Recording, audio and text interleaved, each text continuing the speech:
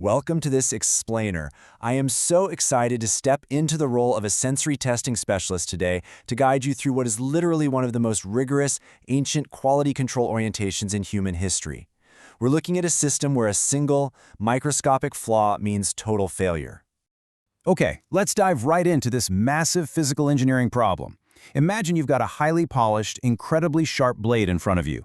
Your objective? To detect a microscopic burr, just a tiny, invisible notch that could tear tissue rather than cleanly slicing it. But here's the catch. You don't have a microscope, there's no digital imaging, you've only got your human senses and the raw elements around you. So how on earth do you guarantee a flawless edge? To solve this, we're going to walk through our standard operating procedure manual step by step. The quality control mandate, visual and elemental tests, tactile and sensory protocols, the Sura protocol, the three-sided debate, and finally, the auditor's final verdict. First up, Section 1, the quality control mandate, or the baseline requirements for compliance. You know, every strict testing protocol needs a foundational directive, right? A baseline requirement that tells the auditors exactly why they're doing this in the first place. According to the ancient text, we actually see two distinct layers to this mandate. First, there's the core legal requirement. Rav Chisda traces this all the way back to the book of Samuel, where King Saul gives a battlefield directive, slaughter with this and eat. And that implies a strict Torah-level necessity to ensure the physical fitness of the blade before it's ever even used. But then we have the rabbinic mandate.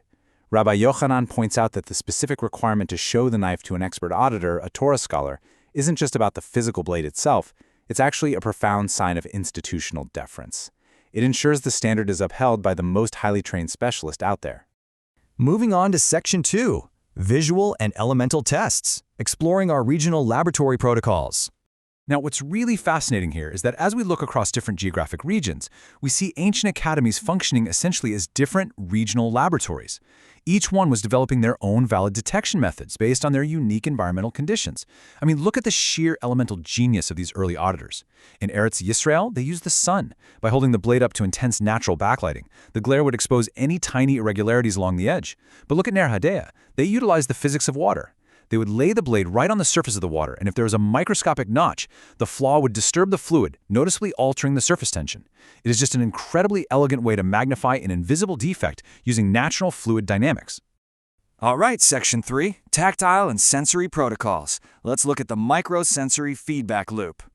So, visual inspections can only take you so far. When you need to guarantee absolute smoothness, you have to transition to tactile feedback mechanisms. You really have to rely on the microsensory vocabulary of friction and drag. And this brings us to Rav Sheshet's method. Now sure, it requires a bit of nerve to lick a razor-sharp blade, but from a sensory testing perspective, it is remarkably precise. His protocol involved using the tip of his tongue to test the blade. Think about it. The human tongue is one of the most hypersensitive tactile surfaces on the body. It is packed with nerve endings, making it capable of feeling microscopic snags, burrs, or friction points that are completely invisible to the naked eye. It's basically a highly calibrated biological sensor. Then we have Rav Acha bar Yaakov's protocol, which applies sheer mechanical brilliance. He didn't use his tongue. Instead, he used a single strand of hair. He would actually draw this hair across the blade of the knife. Think about the mechanics here for a second. The hair acts as a perfectly calibrated tension wire. If your blade is completely smooth, the hair glides. But if there's even the slightest microscopic notch, the hair instantly snags and catches. It's an external, highly objective binary test. Snag or no snag. Which brings us to Section 4, the Sura protocol, and simulating the core action. The Academy of Sura took a slightly different approach. They believe the absolute best way to audit a tool is to perfectly simulate the exact operational conditions that the tool will actually encounter in the field. They summarize their methodology with this striking, incredibly visceral quote: "The knife consumes the flesh. Let the flesh examine the knife." Wow. Since the fundamental job of the blade is to cleanly slice flesh without ripping or tearing, passing it over the fingertip or the tongue perfectly mimics its operational environment. You aren't just testing the blade anymore. You're testing the blade's precise interaction with the exact material it's designed to cut. Next up, Section 5, the three-sided debate, mapping the topography of the blade. So, the crucial point is, knowing how to test is one thing, but exactly how much of the blade's surface area requires this level of intense sensory audit? Well, this sparked a massive debate over mapping the topography of the tool, eventually leading to Rav Pappa's strict testing parameters. He required the ultimate multi-surface audit. First, you must test on the flesh to simulate soft tissue. Second, you must test on the fingernail, which is a hard sensory surface that can easily catch a metal burr. But most importantly, he mandated testing all three sides, not just the sharp cutting edge, but the two flat sides of the blade as well. This ensured absolute structural perfection across the entire active topography of the knife. And we actually see this rigorous protocol deployed in a practical audit. A knife is brought to the great scholar Rav Ashi for inspection. He turns to Rav Acha and instructs him to execute the examination.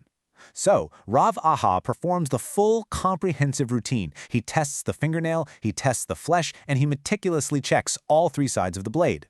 And Rav Ashi's response? Well done.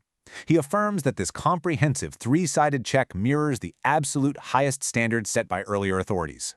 And this brilliantly illustrates the opposing scientific view brought by Rav Yamar. He impartially argues that you don't actually need to test the flat sides of the blade, and he uses the white-hot physics principle to prove it. Based on a ruling by Shmuel, if you heat a blade until it's white-hot and slice, the cut is still valid. Why? Because a sharp edge slices tissue faster than heat can burn it. The throat tissue separates instantly and falls away. Because of this, the flat sides of the blade never actually make frictional contact with the cut area. If the sides don't touch the tissue, well, any microflaws on those sides simply don't matter to the operation. Finally, Section 6, the auditor's final verdict and a summary of our standard operating procedure. Let's step back and see how this all builds together. We've gone from high-level mandates to microscopic sensory testing. We've explored using sunlight, water tension, a single strand of hair, and the unbelievable sensory sensitivity of human flesh, all just to find a flaw the eye cannot see. And it leaves us with a really profound thought. If these ancient auditors deployed such extreme, multisensory physical methods to guarantee an absolutely flawless cut, what does this uncompromising standard of physical perfection teach us about the depth of their spiritual intention? It's just an incredible intersection of practical science and halakhic law. Thank you so much for joining me in this explainer, and I really hope this rigorous look at ancient quality control leaves you inspired to keep questioning the details.